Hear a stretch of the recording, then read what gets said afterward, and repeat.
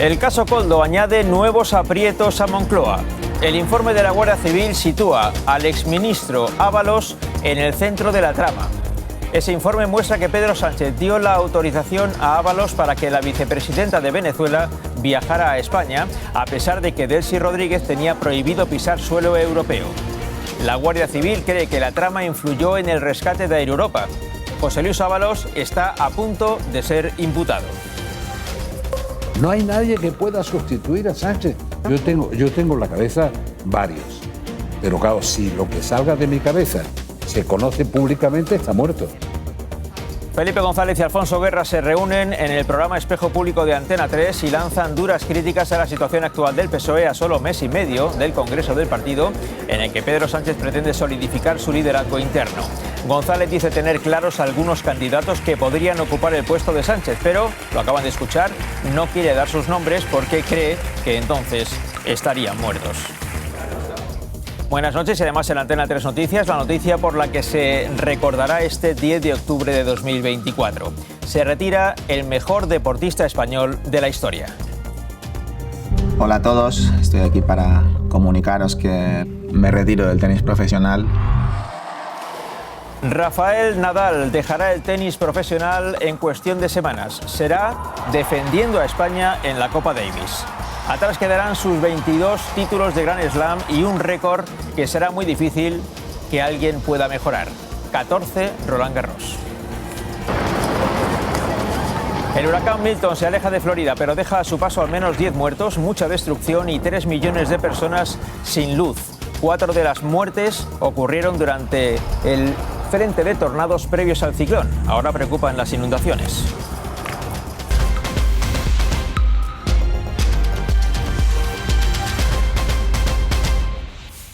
Hace tiempo que la presidencia de Pedro Sánchez ha entrado en una fase extremadamente delicada. No dispone de una mayoría sólida en el Parlamento, pierde votaciones habitualmente en el Congreso, a veces sus socios son sus principales enemigos, tiene que negociarlo todo fuera de España con un prófugo de la justicia, su esposa y su hermano están sometidos a investigaciones judiciales con acusaciones serias y ahora un informe de la Guardia Civil incluye varias referencias al presidente del Gobierno en la investigación del caso Koldo.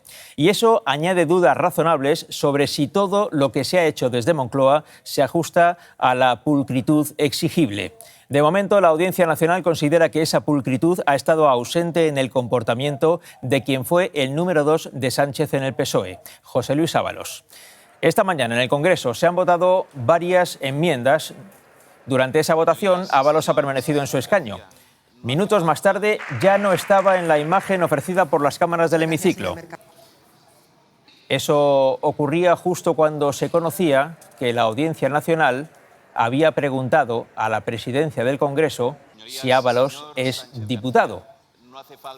Ahí estaba el escaño vacío y, de nuevo, minutos después, ha vuelto a ocuparlo. Esa pregunta de la Audiencia Nacional significa que el juez del caso está a punto de decidir si envía al Tribunal Supremo el informe para que se impute a José Luis Ábalos, porque, al ser diputado, tiene inmunidad parlamentaria y solo puede ser imputado después de solicitar el permiso al Congreso. Por tanto, el juez ha dado el primer paso para esa imputación. El corresponsal parlamentario de Antena 3 Noticias, Raúl Marqueta, ha hablado con Ábalos pocos minutos después de conocerse esa noticia. Señor Ábalos, buenos días. ¿La Audiencia Nacional ha dado el primer paso de lo que podría ser su imputación? Pues no lo sé. ¿Teme que puedan imputarle en las próximas horas? No, realmente era de esperar, ¿eh? ¿Usted pidió a Ábalos ayuda para asegurar que su teléfono, el del presidente del Gobierno, no estuviesen pinchados? No, el Gobierno no está tan mal de recursos como para eso. No lo solicitó al señor Koldo. ¿Tampoco utilizó teléfonos de la persona de ¿Qué va? No, eso es no entender cómo funciona el Gobierno y la seguridad que tiene. No necesita de terceros. Eso me parece tan obvio y es desconocer cuál es el sistema de seguridad de un gobierno. ¿Usted teme que en las próximas horas se puedan conocer más detalles de ese informe de la UCO? No lo sé, porque todo se está revelando y en todo caso pues podré defenderme mejor que hasta ahora. Ahora mismo no teme en cualquier caso que pueda ser imputado. No, sí, todo es posible, no le digo que no. No hay... Vamos a estar ahí. ¿Usted mantiene que no tiene relación con la trama, que no tuvo relación con la trama Koldo? No formo parte de ninguna trama. Y lo que más importante, no me beneficia económicamente de nada. ¿Cómo es la relación ahora mismo con el Partido Socialista? ¿Usted pidió volver al partido? ¿Ha tenido alguna...? No, estoy simplemente siguiendo el proceso del expediente. Muchas gracias, ya, vale.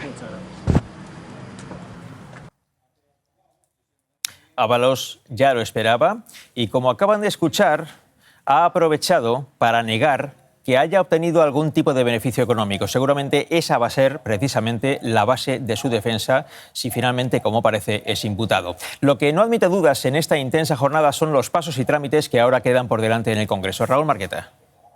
Sí, Vicente, pasos que el exministro parece que asume. Hoy Ábalos ya lo han visto en cuanto se ha percatado de que se convertía en el protagonista del día, en el centro de la política nacional.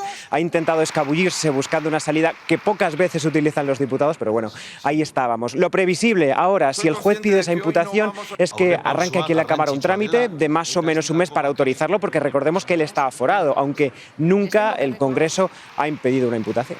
¿Qué habéis hecho de vuestra causa? Lo cierto es que en cuanto la Cámara Baja, el Congreso, dé luz verde a lo que se conoce como suplicatorio, la justicia tendrá vía libre para imputar a Ábalos. Pedro Callejas. Sí, Vicente, aunque en lo judicial hay varios escenarios abiertos, varios escenarios posibles. Si Ábalos renuncia a su escaño, entonces el caso continuaría aquí en la Audiencia Nacional con normalidad. Probablemente Ábalos sería citado a declarar como un investigado más. Pero si Ábalos no renuncia a su escaño, entonces su caso pasaría sí o sí al Tribunal Supremo. Pero ahí hay dos opciones. El nuevo juez podría decidir quedarse todo el caso Koldo o bien quedarse solo la parte de Ábalos y el resto se mantendría en la Audiencia Nacional. Algo similar a lo que ocurrió con Puigdemont recientemente en el caso Tsunami Democratic. Precisamente hoy hemos tenido acceso al informe de la Unidad Central Operativa de la Guardia Civil sobre la trama Koldo. Y ese informe señala a José Luis Ábalos. El informe tiene 233 páginas cargadas de datos, cifras y hechos relevantes que ahora vamos a analizar con detalle. Uno de ellos es una captura de la pantalla del teléfono móvil de José Luis Ábalos que el propio Ábalos envía a Koldo García para mostrarle el intercambio de mensajes que Ábalos ha tenido con Pedro Sánchez. En esos mensajes, Ábalos le dice a Sánchez que la vicepresidenta de Venezuela viene en privado y que quiere verle discretamente. Sánchez le da su autorización con una sola palabra: bien.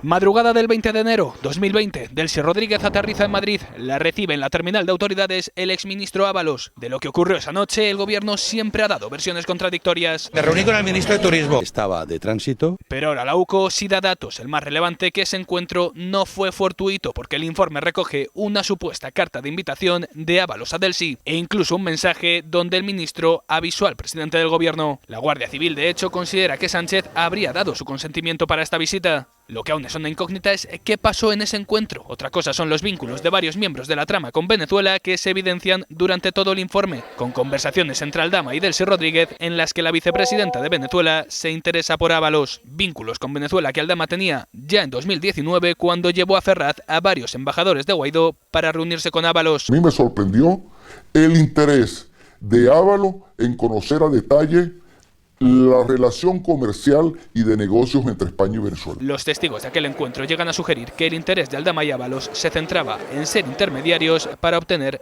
beneficios económicos. El famoso viaje a España de la vicepresidenta de Venezuela, Delcy Rodríguez, se produjo el 20 de enero de 2020. Ese episodio provocó un escándalo mayúsculo en su momento, entre otros motivos porque el gobierno español permitió que Delcy Rodríguez viniera a España cuando Bruselas había prohibido expresamente que Delcy Rodríguez pisara suelo europeo. Pero como acaban de ver, Pedro Sánchez dio el permiso a Ábalos y en las semanas siguientes Ábalos ofreció en torno a una docena de versiones distintas y hasta contradictorias sobre lo que ocurrió. Estaba de tránsito y a instancias del ministro de Turismo me pidió si me importaba que le saludara.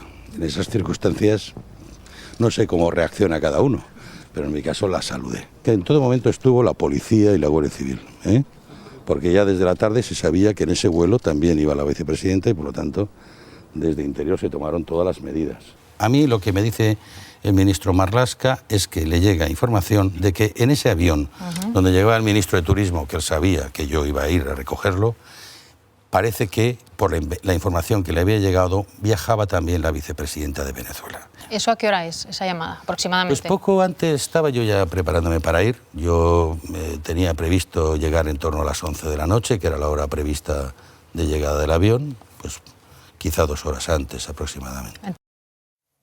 Han escuchado sobre un par de las varias versiones que dio Ábalos en aquel momento, 2 versiones que tienen algunos detalles diferentes. En una dice que se enteró de que Delcy Rodríguez venía y que se había enterado esa tarde y que él en realidad iba a ver al ministro venezolano que la acompañaba y no tanto a Delcy. En la otra versión dice que él se enteró por la noche porque se lo dijo el ministro Marlaska. Hoy sabemos que eso no fue lo que ocurrió. Ábalos lo sabía desde días antes y pidió permiso a Pedro Sánchez para ver a Delcy Rodríguez. Acaban de ver la captura de pantalla. Y Sánchez le dijo que eso estaba bien. Pero es interesante recordar la versión que dio el presidente en aquel momento, hace ahora 4 años y medio, en sede parlamentaria. Puso todos los esfuerzos para evitar una crisis diplomática y logró evitarla. ¿Cuál es el reproche? El señor Ábalos hizo su deber, que fue evitar una crisis diplomática con su intervención. Dijo Sánchez en 2020 que Ábalos evitó una crisis diplomática a pesar de que ahora sabemos que aquel viaje de Delcy Rodríguez fue autorizado por el propio presidente a petición de Ábalos. Y el entonces ministro y número 2 del PSOE fue homenajeado con una intensa ovación por los diputados del PSOE y de Podemos que en aquel momento formaban gobierno de coalición.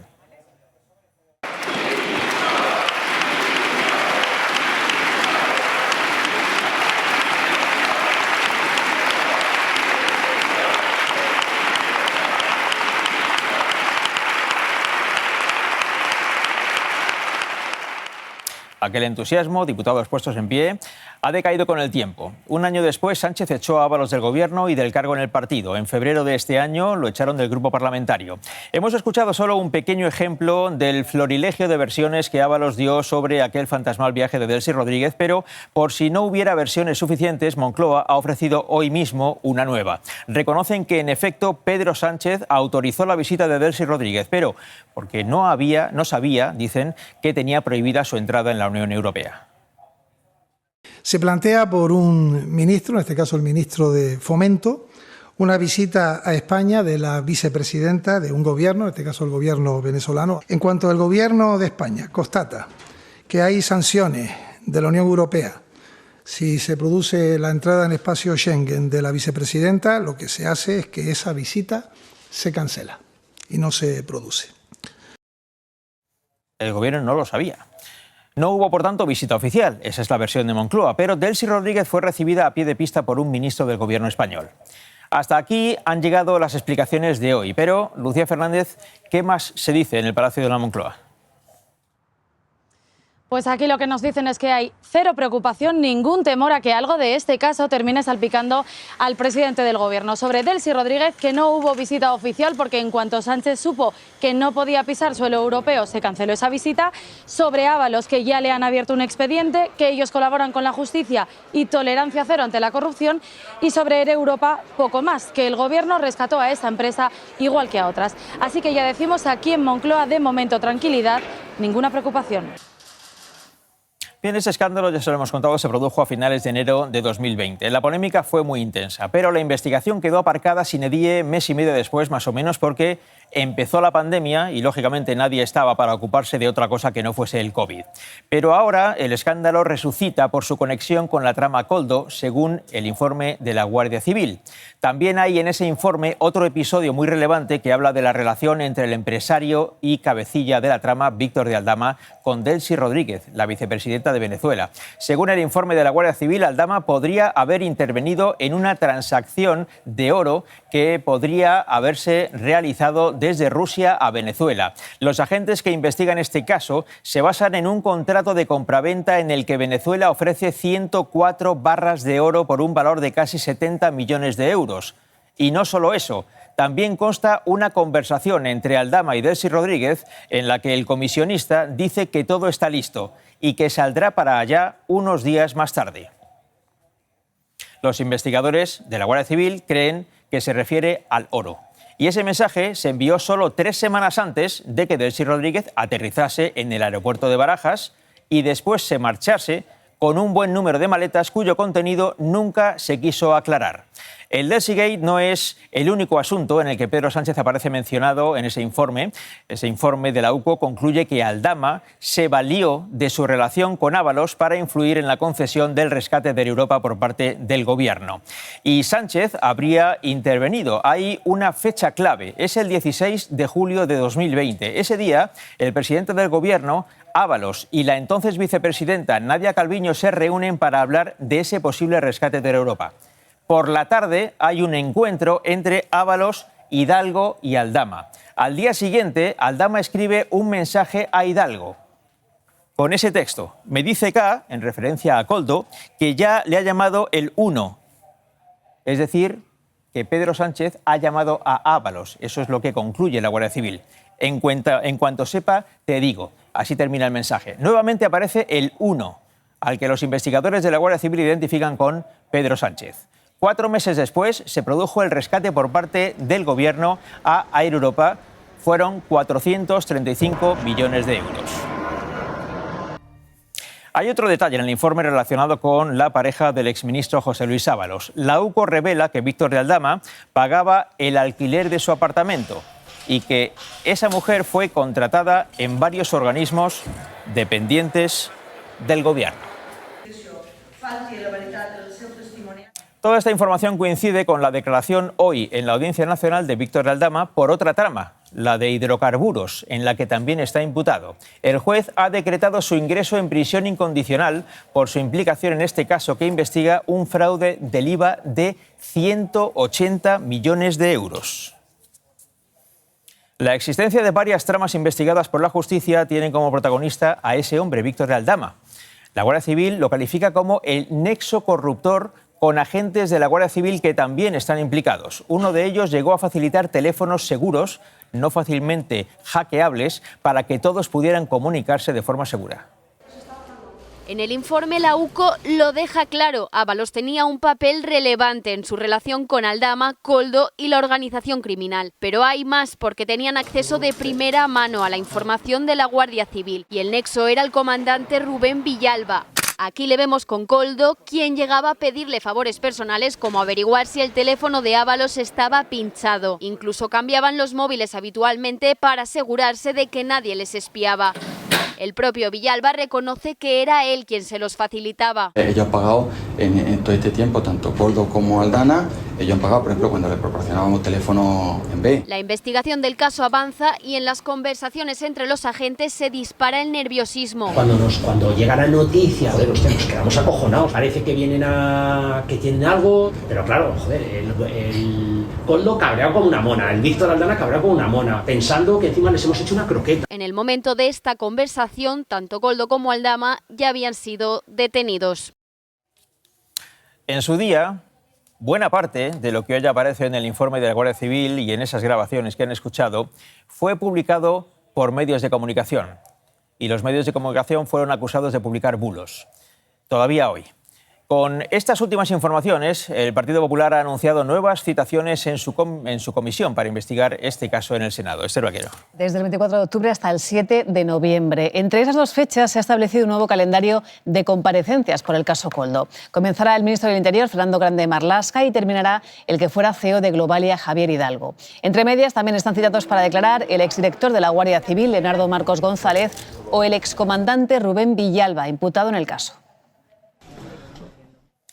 A todo esto se suma la intensa polémica en torno a la reforma legal que podría acelerar la excarcelación de algunos etarras con graves delitos de sangre. Ayer el presidente del Gobierno insistía en que los planes de Moncloa no suponen una rebaja de penas. El proyecto de ley sobre intercambio de información de antecedentes penales es una transposición, y lo subrayo en mayúsculas, obligatoria. Lo que se hace es tener en cuenta los años que los presos ya han cumplido en cárceles en el extranjero conforme al derecho europeo. A quienes se les condenó a 30 años, cumplirán 30 años. Y a quienes se les condenó 10 años, cumplirán 10 años. No hay rebaja alguna, señorías, del PP. Y ustedes lo saben. No hay rebaja de condenas, decía el presidente del Gobierno. Quizás sí pueda haber rebaja en el cumplimiento de esas condenas que no se rebajan. Esto lo dijo ayer el presidente. Hoy el ministro del Interior ha añadido más detalles a la versión oficial sobre este asunto. Fernando Grande Marlaska asegura que nuestro país no adaptó correctamente la normativa europea en referencia a la ley aprobada en tiempos de Rajoy y que la manera adecuada, insiste Marlaska, es la que impulsa ahora.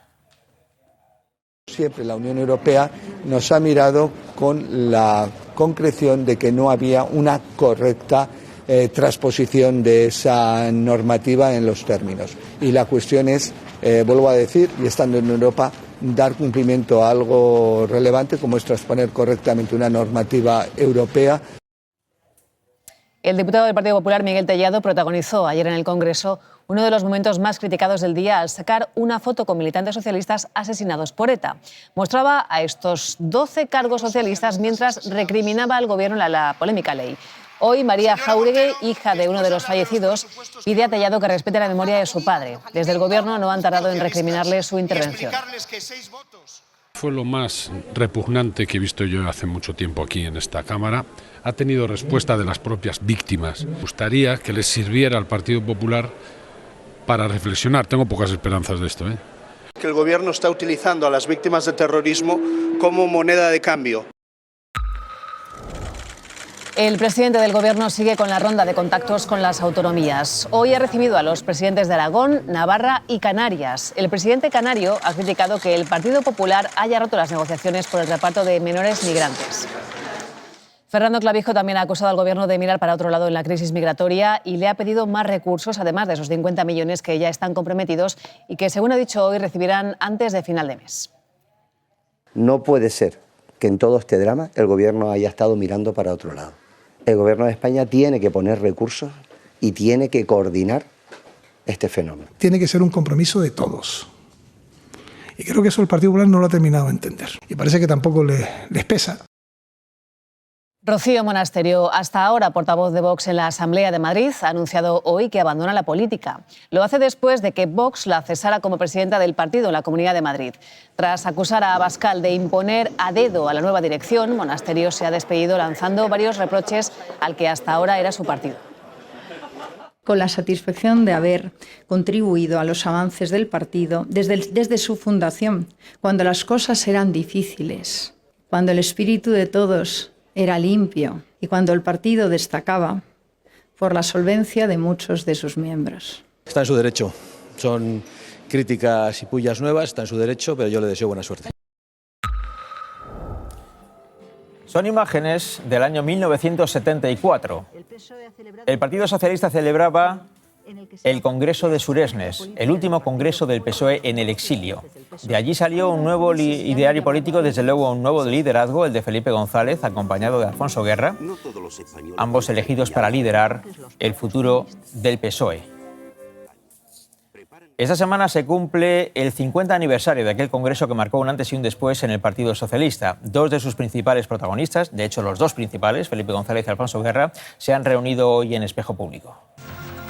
Medio siglo de amistad, un tándem político histórico, pusieron rostro al PSOE y hoy por primera vez se les entrevista juntos. Gracias de verdad. Sin rodeos, aquí van los primeros dardos a su partido. ¿Se ha perdido el espíritu crítico? Sí. Que hay gente que parece que quiere volver a la dictadura. En cuanto alguien tiene una opinión que no coincide. Censuran así las expulsiones a críticos, también cada concesión a los independentistas. ¿Hay que ceder en todo con tal de tener la mayoría? No. Sobre la mesa la situación en Venezuela. Sinvergüenza este de Maduro. La investigación a Gómez. El gobierno no tiene nada que decirle a los jueces. Y la polémica reforma que permitiría rebajar las penas a presos de ETA. Si hay una directiva europea, no se debe plantear y discutir.